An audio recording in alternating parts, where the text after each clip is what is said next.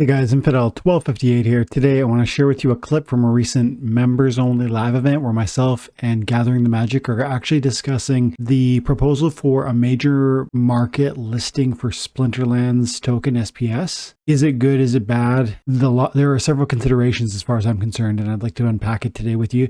But this conversation then translates into a broader conversation around voucher tokens and even validator nodes because of the implications around what Yabat Matt said about how we get to a place of being listed on something like Binance. So if that sounds interesting, stick around, stay tuned, and make sure you check out Gathering the Magic's channel. Have an amazing day, guys. God bless. Okay, can you hear me all right? I can hear you all right. Can you hear me? Yes, I can hear you now. Amazing. And say something for me. I'm glad to be here. Cool. Good morning, everyone. Yeah, I got you. Yeah, the audio OBS has got you, and I got you. So yeah, it was just I just have a new microphone, so I just had to change some of my settings. Oh, cool. It sounds clean.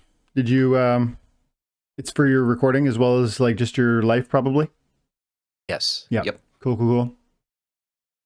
So you're not exactly for this. Well, are you saying no to it? Or are you saying you want more information? Where are you at with this?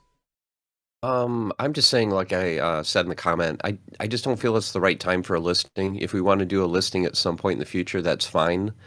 But to me, it's like, why push for a listing for a game that's not really in its finished state right now? I mean, you know, I don't want to just join a listing just to try to pump the SPS price because I think that might just do more damage long term. Yeah. Yeah, I see a real value in that sort of approach because every time if we look back to what happened with Chaos Legion and the prices of those cards going wild, and then even the reward cards themselves, like I just saw, I still see people comment about how much they paid for Oceanus, and now he's like $1 card or whatever, or that Wave Brood or whatever, not Wave Brood, the one with the it's a magic monster on the blue team. Yeah, that gives protect.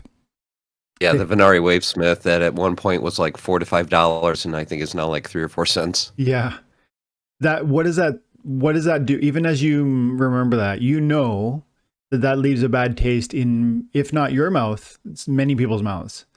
And if we're talking about contriving a scenario where SPS is going to drive higher for a short window of time, benefiting those who have big bags of SPS, myself included, by the way, which I would love to, of course I'd love to make money, but more than that, I don't want a get rich quick. I want like a long-term sustainable approach to the success of Splinterlands. And if this is going to pump it like 1 or 2x and then long-term not benefit the price, I don't know if that's a good thing. If that's a short-term, I don't know. I just see it could be the card situation all over again. Prices go soaring, people come rushing in, they buy high, they get roasted when things dip. What if it went up 10x and then fell back really hard and sat there for a long while? Is that going to actually help adoption, player-based growth? I don't know. And in the meantime, set all that aside maybe, because I'd love to hear your thoughts on this. The money piece, like we only have so much money in there, and this is like I said earlier, there's so much to be accomplished in order to see that this game it thrives across hopefully decades. That we need like a strong DAO with a strong bank account, and spending money from it without any plan to recoup those payouts. I don't know if that's entirely wise.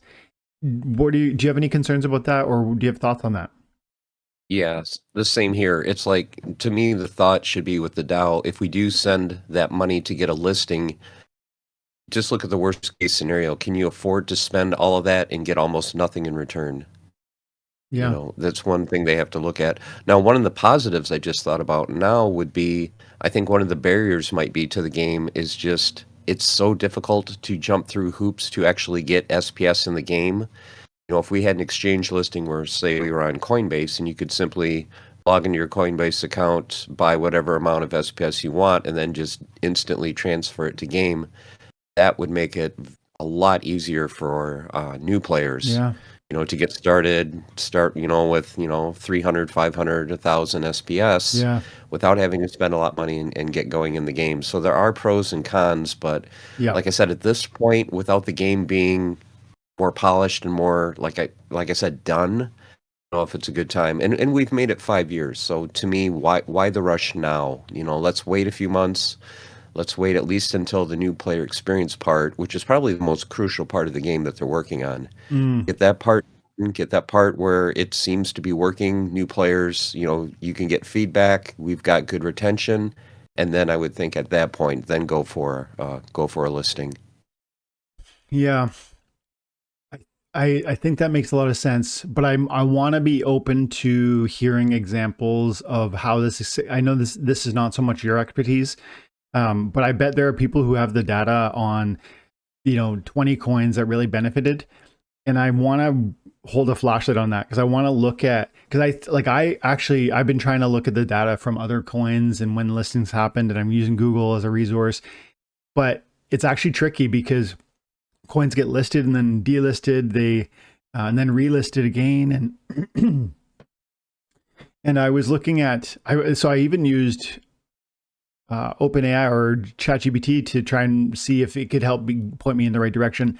I don't know that I found reliable results, but from my own anecdotal experience, last bull market, it seems to me, not last bull market, the bull market before that, it seems to me that yeah, it helps, but it also, let's say it coincides with big price increases. But again, I don't know if that can be attributed to the listing or if it can be attributed to the market moment. And yeah, but there's other things too around even how we would do it, and we don't even really understand that. I think I'm willing to just surrender that concern over lack of clarity because I don't see any path around it. Do you have any thoughts on that? Do you know what I mean? Like we're essentially giving them, we're saying this is how much money we would be willing to spend within the window of time we're willing to spend it, but they're never going to be able to come back to us and say this is what they're asking and this is what what we pay one time, and it's all going to be behind closed doors. Do you have thoughts on that? Yeah, it's like you said, it's difficult to say without knowing more information. It would be really interesting to see, like you said, how many other projects, maybe in a similar situation to Splinterlands, that are, new games or maybe established games that went for a listing, how it affected their token price over the, following 3 months, 6 months, year. Did it help the token? Was there a pump and dump? Mm-hmm. That kind of thing. But that would be very useful information to get, but I don't know where you would Yeah. start with that. Yeah, I agree. I have other questions that are related, but then a bit of a tangent. I don't know if you got a dip, but I wanted to talk about validator nodes because that's a piece of of how Matt said he wants to get the game ready to a place where it can be listed. Do you have to go right now, or you got some more time? Oh. No, I'm good. I Cool. have time. So you heard that town hall message? Matt was talking about that. He said, I don't know if we would even get listed. Our token is quite centralized in the sense that the Hive blockchain has 20 or 50. He didn't say how many, but that it's got like 20 or 50 witnesses that sort of validate and sustain the Hive blockchain. And, that's been historically sufficient. In fact, I would argue that Hive survived, a hard fork out of Steam, which was many people perceive that moment as a attack that happened on the Steam blockchain where people tried to buy the witnesses and sort of take the blockchain in a different direction. I don't know if you know that whole history, and I don't need to rehash it right now, but many people consider that if you're curious about sort of this stuff, it's a pretty interesting read. And many people felt that was an attack on the Steam blockchain, which translated to the witnesses who responded to that and said, no, this is not what you can't buy and sell a Steam blockchain. just by buying and selling like the Steam token. We don't respect your ownership, your vision, the people who bought these big bags. We're actually going to fork and move away. And I would argue that's one example of how 20 or 50 witnesses, whatever it is, I can't remember the exact number, is sufficient to lead and protect and defend a blockchain, meaning Hive today should be perceived as sustainable and defensible and secure. However, Matt's point is, major exchanges look at that few number of nodes and go, I don't know, like, you want me to trade, buy and sell billions of dollars or even hundreds of millions on your little token where there's 20 people who could, could rug pull or control that value by, agreeing to change something radically. That was one of Matt didn't fully elaborate on that talking point within Town Hall, but that was one of his two concerns. And the other was, I think, the new player experience, if I recall correctly. And so that's why he wants to launch the validator nodes. And he said this year. I guess first question, I don't think you have any nodes, but do you? Second of all, does this change your vision on ownership of nodes? And yeah, I guess maybe just start there. Yeah.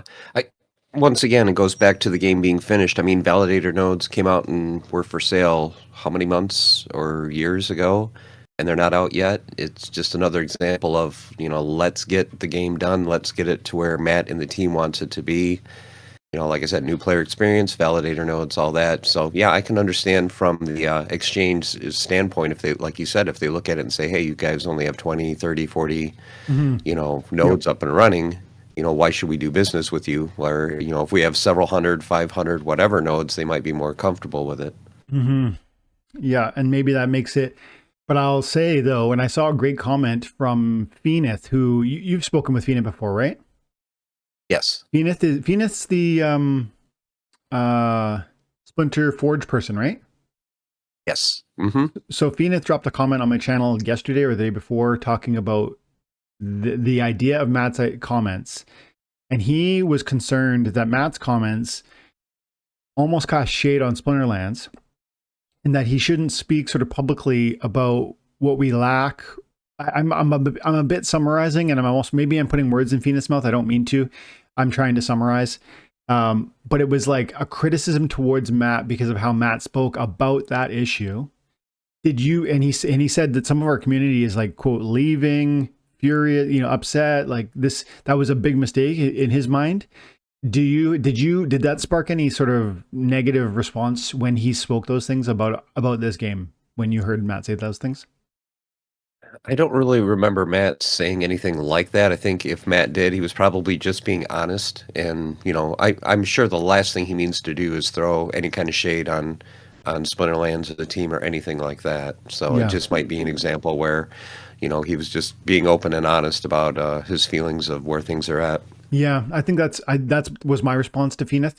And also I think if there is a particular animosity or frustration in the community right now, and that was one of his points, it's like people are furious in Discord. There's extra animosity, and he was attributing it to Matt's remarks around, no exchange will take us right now because we're too centralized, etc.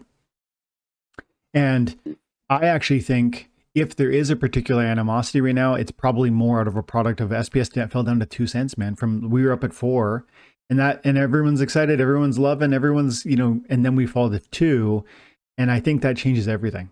And so, but tying this into vouchers a little bit, validator nodes obviously create vouchers. You get paid partially in vouchers. There's a pretty consequential return from that, and I know you're interested in vouchers. Oh yeah, love vouchers. Yeah, and the use cases keep growing. So with Matt saying what he said about the exchange listings and about wanting to see that the nodes launch first, and specifically saying this year that nodes should be launched. And I think he spoke very firmly, like it's like in his mind, it's going to happen.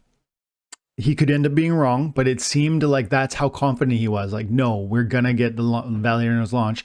And with voucher prices growing and with them being used in more usefulness like energy, as well as what's the other one? There's another one, isn't there? I guess rebellion. Energy and now, What was yeah. that? For the mage wagons. Mage wagons, right? And also beyond that too, he's talked about different like land and whatnot, and the promo cards which are launching, and we know that they're going to be held for 5 cents with the promo cards. So more and more utility for vouchers, which is a payment from the nodes. Does this change any of your picture or vision for what nodes are? Does it give you any sort of interest or maybe a desire to pursue? Any thoughts on that?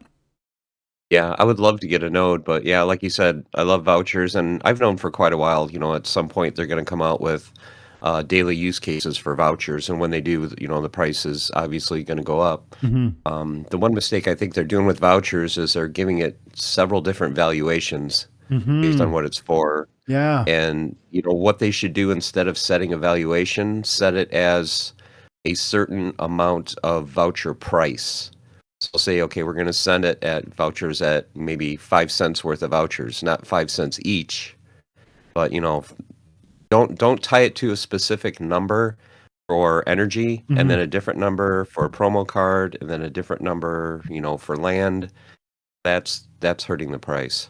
So you're saying, like, if it was just tell me, okay, so for instance, rebellion packs are $5, and you want to give me DEC at 1,000 equals $1, so give me 5,000 DEC regardless of what DEC costs, and you're saying $5 worth of vouchers would be like a cost, and then whatever that means is going to grow the deletion. Is that what I'm hearing you say?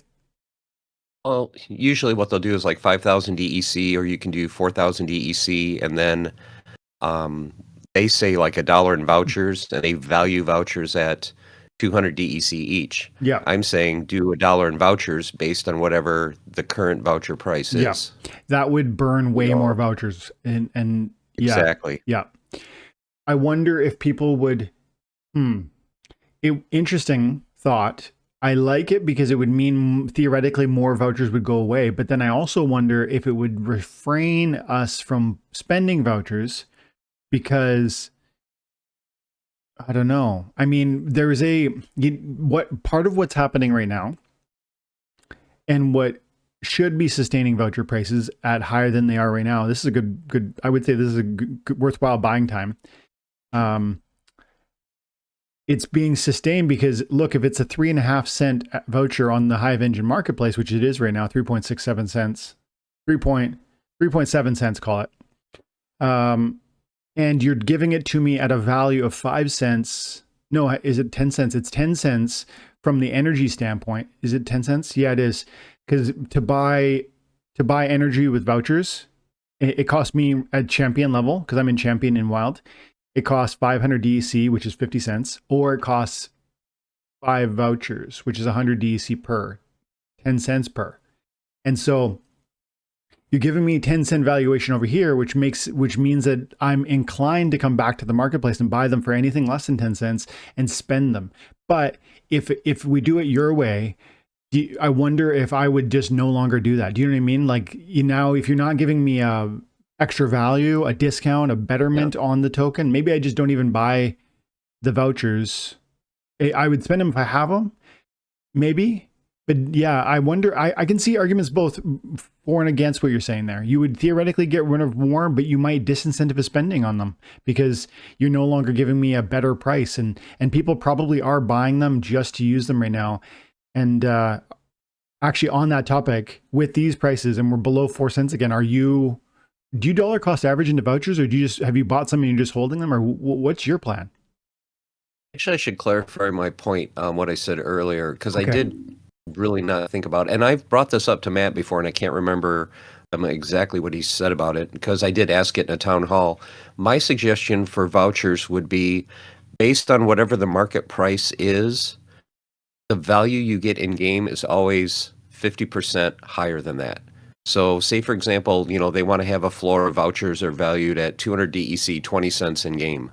Say, okay, that's fine. But if the voucher price goes above 10 cents, the DEC value in game would jump from 200 DEC to 400.